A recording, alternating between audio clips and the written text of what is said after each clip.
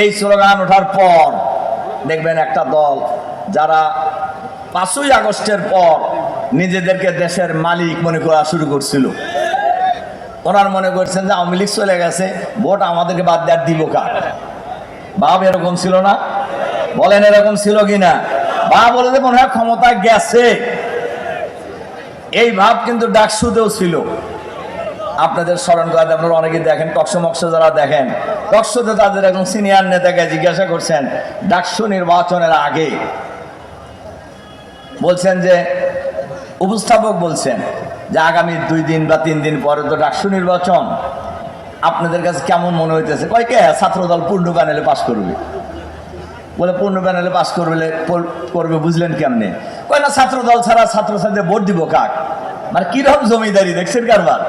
মানে মানুষ বাধ্য হয়ে আপনাদেরকে ভোট দিবেন।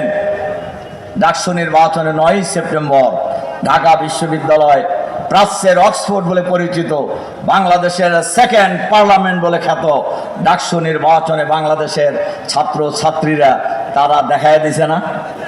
বলেন দেখা দিছে কি? এই বাংলাদেশে আর কোনো দুর্নীতিবাদের জায়গা হবে না, এই বাংলাদেশে কোনো চাঁদাবাজের জায়গা হবে না, এই বাংলাদেশে কোনো বালু খোঁজের জায়গা হবে না, এই বাংলাদেশে কোনো পাথর খেগোর জায়গা হবে না।